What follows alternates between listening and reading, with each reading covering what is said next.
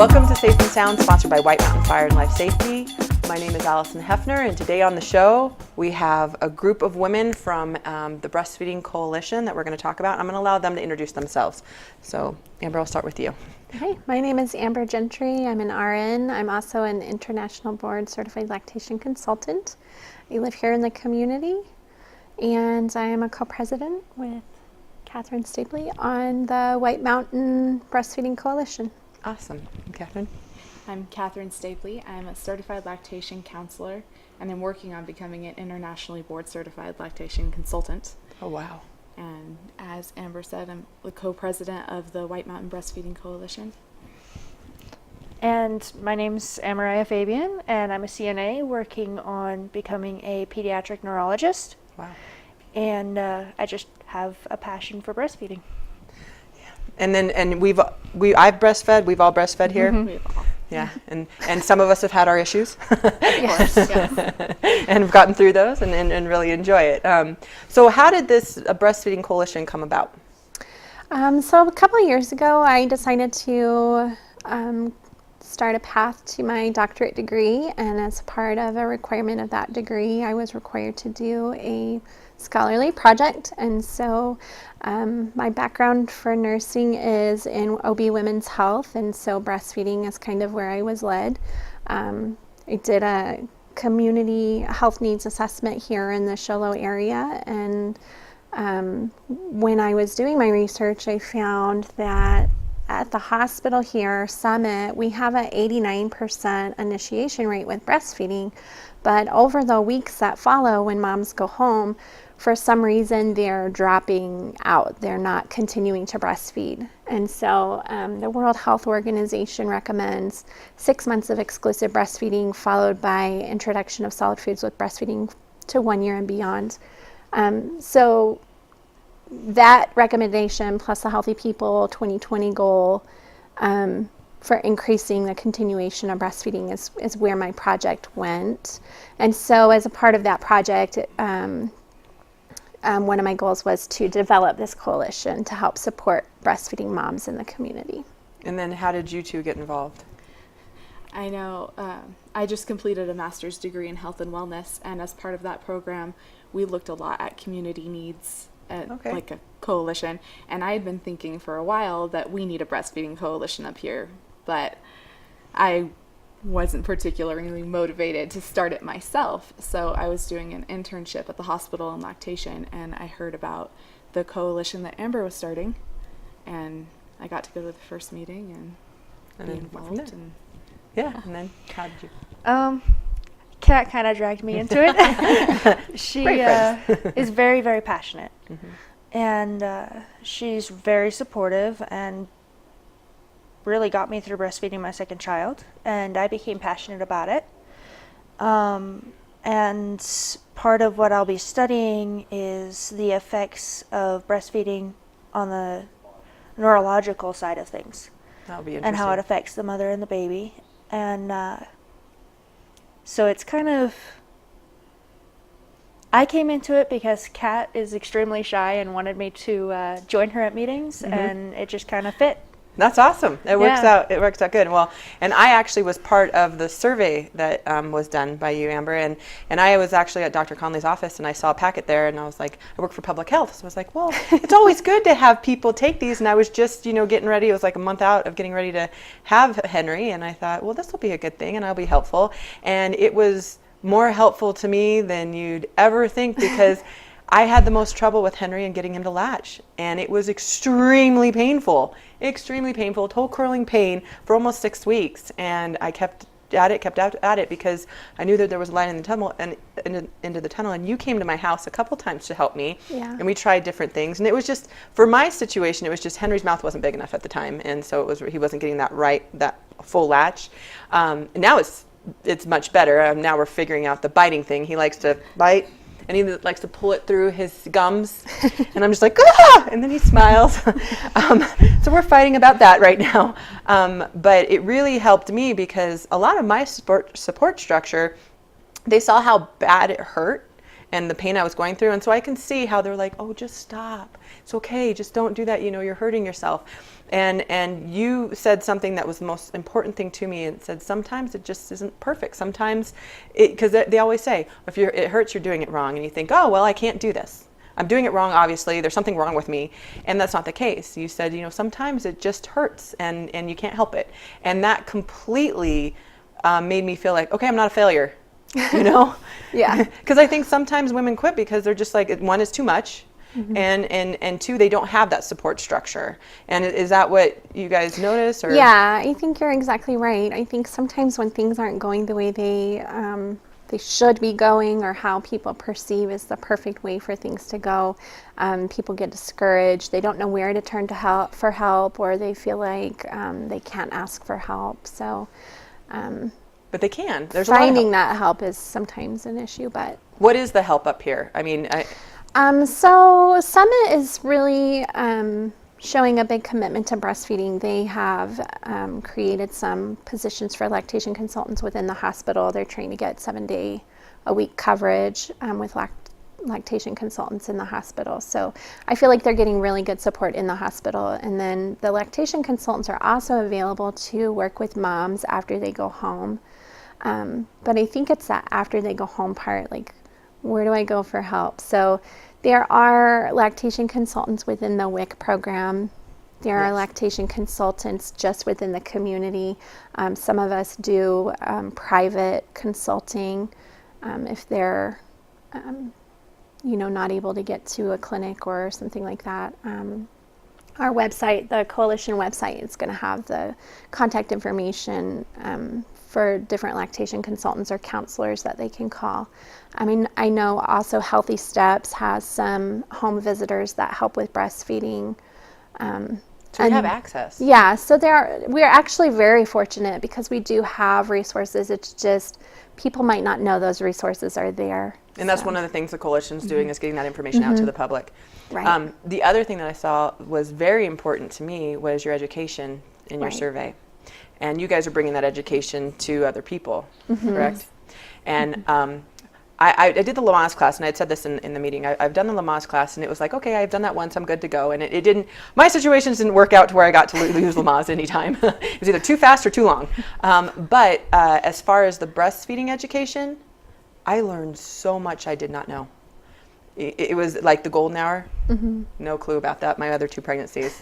And it would have been really cool to see, that bond. And you talk about the neurological, what that does to further that. Oh yeah, it's a huge chemical change in your body. That's for amazing. Just that 1 hour. Yeah, and seeing a brand new baby, like they were putting on the chest, and the baby would go towards the nipple and be able to find. I mean, this is a baby that's an hour old, and it's able to move its way up to the breast and drink. That was incredible. Yeah. I was like, holy moly. Amazing. Yeah. And if I'm holding Henry on my chest, I mean, he's older now. He's almost 5 months. He always goes down too. And I'm like, hold on. You just bit me. We're going to hold off for a while, which he does constantly. And I go, ah, because, I don't want to flick him or hurt him or anything. And he just goes and just smiles. But, the other thing with the support is kind of who is a great support structure for these women? Who should we reach out to? Who should this coalition reach out to educate and help them be supportive? That's a great question. When I was looking in the literature shows that statistically, whether they're trained professionals or just family members who are offering support, any support is helpful. So as far as the coalition with the offering of the education, we're offering prenatal breastfeeding education. And it's available for anybody who would like to take it, and free of charge. So Bring family your support members, person. exactly. Family members, moms, grandmas, dads, anybody who is going to be involved with the baby is welcome to come, or we have it available online as well, so to do the education online so that they can learn more about breastfeeding and be aware of the challenges and the requirements and things of that nature, as well as how to support mom. What's the best way to help mom in her breastfeeding journey? It was really a couple things that was really cool is it taught me how to store my milk, which you're always, anytime you're a new mom, you're Googling, like, how do I do this? And it was really step by step. And then it had PDFs on there that I could go back to, and information, then how to return to work and when to start pumping. And I mean, it was just, you know, when you, and no offense to Lamaze, but when you're having a baby, that's like you're done after that. You don't have to continue on with Lamaze, but breastfeeding is a constant thing that you're trying to do to further your milk. And it's sadly, it's very difficult for me because I returned to work. And I came back to work after 2 months, 2 months and a week, because I needed to save my PTO time in case Henry got sick or my other kids got sick. I needed to have that bank, and I couldn't use it all. What Navajo County Public Health recently did is they implemented a breastfeeding policy. And it's something that will be brought to the coalition that got approved. And it's specific to Navajo County Public Health, and you can bring your child up to 6 months of age into work and to breastfeed. And you have to be strictly breastfeeding. But I know that personally, my milk supply wouldn't have been depleted as much as it has been. And I would have returned to work after my doctor said it was okay to go back to work, because then I would have had, I mean, FMLA only allows you to use your overtime, and you have to have that, especially nowadays. So what are your guys' thoughts on that? I mean, it's pretty neat. I think it's fantastic. Yeah, it's wonderful. Yeah. Yeah. I'm hoping that it will help to open the door for other organizations to offer that to their employees as well. Yeah, I mean, one of the ladies next to my cube came over, and she's like, she doesn't have any children. So I totally, don't fault her for this, but she's like, well, how are you going to do this? And it's not going to be a distraction. and I was like, well, babies are cute. It's going to help with morale. That's for sure. But I think that, I mean, personally as a parent, getting this, to me, this policy, as a breastfeeding mother, this policy is a privilege that I don't want to see go away. And I want to see other women be able to take advantage of it. And so I'm going to work harder. I'm going to focus on, not bringing my baby to work when my baby's sick. When other people's sick, I don't want to bring my baby there. Maybe there's days that I won't be able to bring the baby there because I'll have, a conference I have to go here or wherever. ADHS, Arizona Department of Health Services, they have that policy too, which is awesome. So I'm actually, with Alice, I was able to drive down to Phoenix and go to a meeting and have my baby there the whole time. And that experience was amazing. Nobody was like, oh, baby, even though some people were like, oh, like at break times, what a sweetheart. But the majority of the time, nobody even knew she was there. Yeah. I was like, because I was stressed out. I was like, oh, she's drinking too loud. Oh, goodness gracious. And I was trying to, going in the back and I was like, I was stressed out about it because I didn't want, you don't want to go into a conference and be like, hey, the loud one. And you have a kid sucking like he's insane and you think everybody can hear it. And it was all in my head. Nobody could hear anything. And that was kind of, it was a very neat experience. And it was a very stress relieving experience for me. I mean, I didn't have to worry about being away from my baby 4 hours away. I didn't have to freaking find a place to pump, which is a pain in the butt. Yes. Oh, yeah. Oh, at conferences? It's horrible. It is. It is so hard. In fact, I had a conference at the hospital in Flagstaff. And I thought, okay, I'm going to go to this, and I'm going to be prepared. And so I contacted the lady 3 weeks before I go to this conference and said, just so you know, I'm a breastfeeding mother. I know I can't bring my baby, but I need a place to pump. Oh yeah, we got it taken care of. Well, she forgot. So I showed up, and I said, and I show up after driving and not being able to nurse, so I'm engorged and I need to pump. So I was like, hey, and I showed up a whole hour early, so I could do this and not miss the conference. And so I went up to her and I said, hey, I'm here an hour early. Do you have a place to pump? And she goes, oh, okay. And then so she gets this other lady, and this other lady's running around all through the hospital trying to find a place to pump. And this woman, I told her, I was like, look, I want you to know that I'm not springing this on you. I totally called, I let you know 3 weeks in advance. This is the situation. I'm so sorry. And she goes, oh yeah, that was me.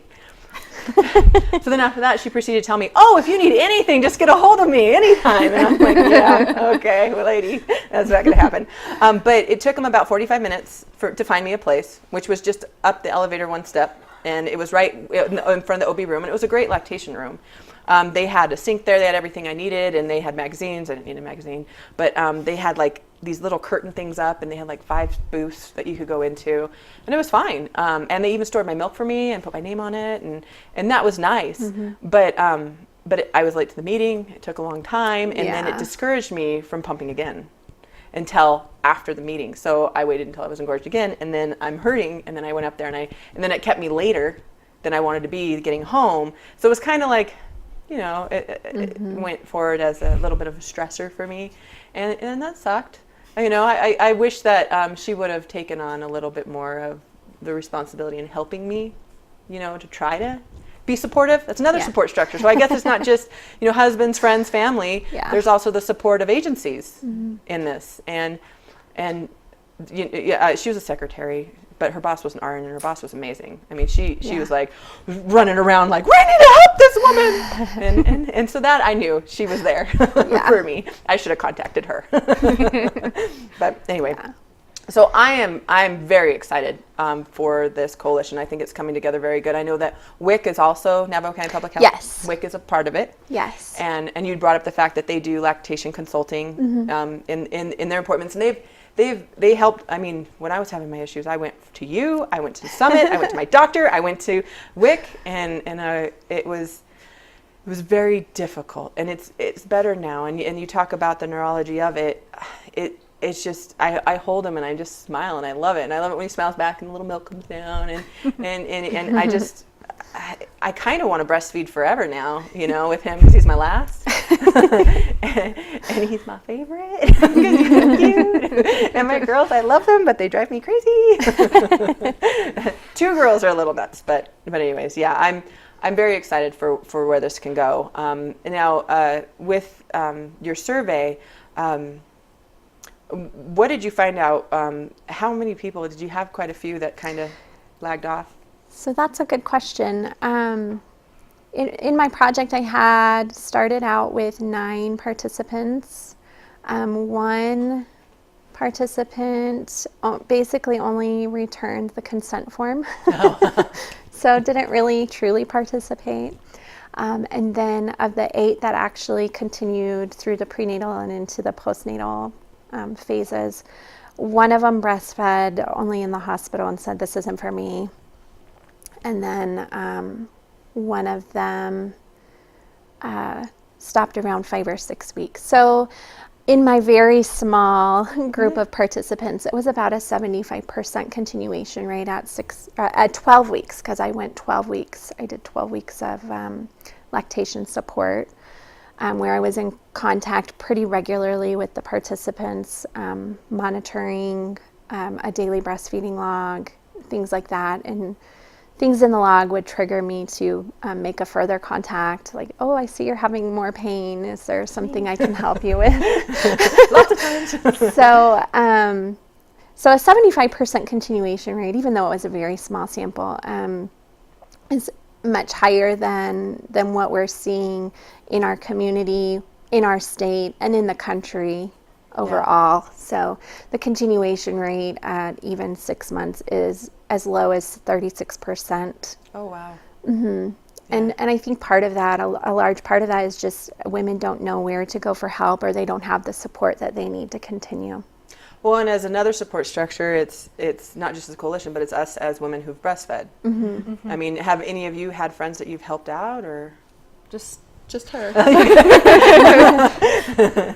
and it was good to have that support, even if you didn't have it at home, or if you did have it at home, right? They really pushed formula with my second child, and I was getting so frustrated. I was having to drive to Phoenix all the time and do all kinds of testing, and she was failure to thrive.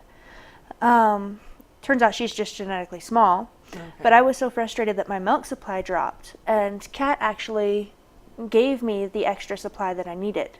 because she was producing enough that That's she was cool. able to give me enough to calm down my second child enough so that she could nurse again. That's awesome. It's huge. Yeah. Just the support that you can get in a small community is way bigger than most people realize because they don't know where to go. I mean, back in the day, they used to have wet nurses. Yeah. You know, that's awesome that you were able to do that. It was huge. Holy it made moly! a huge I mean, I've heard of difference. people like buying breast milk like on the black market and stuff. But you had that is an awesome friendship. I have a girlfriend who nursed actually tandem, her 2-year-old and then her baby. She sent me a cute picture to hand to you, get over to you guys. As she actually nursed her sister's baby for a while to help out and stuff, which I thought, I thought it was neat. It's a great, if you can do it, it's a great opportunity. And I don't want to hurt, anybody's feelings who can't do it. It's just, if you can, we're going to support it. Yeah, right. Definitely. It's important for that. And if you can't, it's okay. Let's see what we can do to support you to maybe see if they're lacking in certain nutrition that's not in the formula. I mean, I personally, my child wasn't growing weight, and my doctor had never pushed formula on me with my other two until now. And he said, look, it's been 6 weeks. He hasn't grown anything. He's a pound down. You have to get weight on him. And I cried for a while because you feel like, why am I not producing? What's wrong with me? And I seem to have had a harder time producing. Like, I have this much fat on my milk. Like that much. I'm like, how is this kid going to get fat? He's not. And so I still supplement a little bit. The one thing that it did give me is it gave me a little bit of freedom with work. I still nurse 3 times a day with him, and then in the middle of the night, darn it, I wish I was in the middle of the night anymore, but when he's sick, especially in the middle of the night. Mm-hmm. And it might sound funny, but I get so excited when he spits up. I'm like, that was me! And then I feel guilty. I'm like, don't waste it! And for me, breast milk has always, because I don't produce enough, has always been like, it's liquid gold. When I pump, and I have a horror story, and maybe this is another education and support, because there's a lot of people out there that don't breastfeed, but then they don't know how to handle breast milk or what breast milk looks like, and this is a good example of that. I had a friend of mine's mother watched Audrey, my first, and I didn't really have anybody. She was so young. I've been pumping like crazy, and I had like 4 bottles full, like 5 ounces of milk, and I was like, I don't know how much she's going to drink. I'm going to just leave you with all the milk. It's okay. And so it was for like 6 hours, and I came back, and she's like, oh yeah, and she was probably maybe 2 months, and I said, how'd she do? And she's like, oh, she's great. And I was like, okay, do you have any milk left? And she's like, oh no. I'm like, she drank it all? Holy moly. And she's like, oh no, I threw it away. There was a layer on it. And I was just like, and I remember going to the car, just crying, and I called my mom, and my mom thought, do not tell me who that woman was. And I won't, ever. But it was because she had never breastfed herself, and she wasn't educated. And first baby, I didn't know, and I didn't think, this woman's going to throw away my breast milk. It's old. It's not old. It was, I promise. I spent hours pumping it out of me. So after that, I every time I left, I would explain, see this? Doesn't mean old. Shake it up. It's good for the kid. So it was a lesson, but that's the other thing, teaching people who aren't familiar with breastfeeding how to maybe know a little bit so that you don't have your milk thrown away. Yeah, I think another thing that some people worry about when they go back to work and they're taking breast milk to a child care provider is that some child care providers think that breast milk is a bodily, what's the word I'm thinking of? Biohazard? A biohazard. Really? And it's not. Because it's a bodily fluid. It is a bodily fluid, but it's not a biohazard. And so you don't have to wear gloves to handle it, and you don't have to do anything special to put it in the bottle. So a personal experience that I had with one of my babysitters was, she said, well, I didn't give them the breast milk because they didn't like it. And I was like, what do you mean they didn't like it? They drink it all the time. So it turned out that she was uncomfortable with handling the breast milk is the problem. And so it's not a biohazard. It's milk. It's natural. So, It really just comes down to education. Yeah. We need to get more education in the communities. No, absolutely. So, and you say it's natural, which of course it is, but I think that's an important point, is breastfeeding is natural, but a lot of mothers don't understand that there's a lot of learning involved for the mom and the baby. Oh, yeah. And that's why it's so important to have the support available. I know I had a lot of problems breastfeeding my first baby, and I just didn't know that we had any support available up here. So that's part of why I'm so excited to be part of the coalition to help help moms figure out where the support is. And I don't think I'd still be nursing had I not had the support, because it was hard. Yeah. So hard. You saved my life with, hey, sometimes it doesn't work for everybody. Yeah. Just keep, and I was like, heck yeah, there's nothing wrong with me. I'm not defective. Yeah. I can feed this baby. And no, that's a good point. With people don't understand, who don't deal with breast milk, don't understand the value and the importance and what goes into pumping that stuff. That's not easy. I mean, I hate to say it, but you look down and you go, please go back to your original shape, because that is not okay in that pumper. It's horrible. And the whole time, whenever I pump, in my head, I'd just go, let go, let go, let go, because that's what it sounds like to me. It's like, let go, let go, let go. The whole time. That's all I ever thought about every time. Yeah. And there was so much pumping at work. And at the fire department, which sucked, when I was a firefighter, I had to pump in the bathroom. And I had to pump at midnight so it didn't bother anybody. Because one of the guys would get upset. Well, you're not doing the chores. Okay, fine. I'll wait till midnight to pump. And that lessened my milk supply as well. And so it's very hard with a working mother, to lessen. It's easy to lessen when you go to work. And to be able to have public health be so innovative. And that has a lot to do with our new director and our new county administration. Phenomenal. Yeah. They're so innovative, and they want to support that. And that's another support structure. You have your family support, you have agency support, you have your work support, and then you need support of strangers, obviously, or they throw away your milk and don't want to deal with it, which makes it hard. And yeah, so I'm very excited for this coalition. I think that it's going to start bringing in people left and right. I know that we're working to really get the information out there and educate, like you had said also, not just the parents and the agencies or anything, but the people who don't know anything about it, because they could keep milk away from a baby or throw somebody else's milk away. Yeah. And they might not survive from that, especially if it happens a second time. But is there anything else you guys wanted to add to? There's one other important thing that most, especially first-time mothers, don't understand is the doctor's offices are using a chart that's based on formula-fed babies. Oh. So a breastfed baby doesn't gain weight as fast as a formula-fed baby, because formula is full of sugars and artificial fats and all kinds of stuff, whereas breast milk is more exactly what the baby needs to stay where they need to be. That makes sense. Yeah. And so maybe there's an education there with the doctor's offices. And some of the doctor's offices do use it's the WHO growth chart, right? That's the World appropriate Health for breastfed Organization. babies. So Yes. maybe moms can just That's good to verify know. which growth chart they're. It's called a WHO chart? The WHO. It's the World Health Organization. Okay, World growth Health chart. Organization. Well, my husband's at the doctor's office today, and I'm just going to be like, hey, ask him if he uses the WHO chart, and then we'll go from there. It can be very important, especially for first-time moms who don't know. Yes, and yes, this education is so important. So I want to thank you ladies for coming on. This has actually been so much fun. Yeah. Can I just make a plug here for our meetings? We have a monthly meeting, and we're holding it at Summit Healthcare Hospital the second Tuesday of every month from 6 to 8 p.m. And it's in Conference Room 2 there at Summit. Next to the cafeteria. Yes. Yeah. So please come on down if you need any help or want to be a part of this coalition. Thank you so much for joining us this month, and we'll see you next time.